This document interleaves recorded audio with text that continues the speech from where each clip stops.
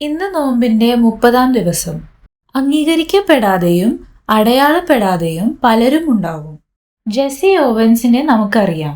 ലോക പ്രശസ്തനായ Afro American athlete. അമേരിക്കയ്ക്ക് വേണ്ടി ബെർലിൻ ഒളിമ്പിക്സിൽ 4 ഗോൾഡ് മെഡൽ വാങ്ങിയ വ്യക്തി.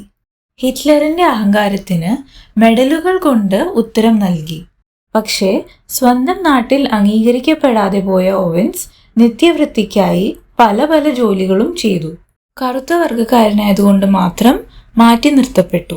ഓവൻസിനെ പോലെ സമൂഹത്തിൽ അടിച്ചമർത്തലുകൾക്കെതിരെ ശബ്ദിച്ച ഒരു കായിക താരം ഇതുവരെ ഉണ്ടായിട്ടില്ല, ഇനി ഉണ്ടാവുകയുമില്ല എന്നാണ് അമേരിക്കൻ പ്രസിഡന്റ് ജിമ്മി കാർട്ടർ അദ്ദേഹത്തിന്റെ മരണത്തിൽ അനുശോചിച്ചത്.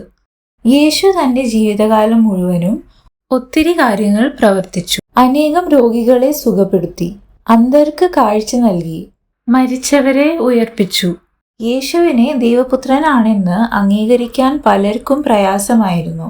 അവർ തിരിച്ചും മറിച്ചും ചോദ്യം ചെയ്തുകൊണ്ടേയിരുന്നു.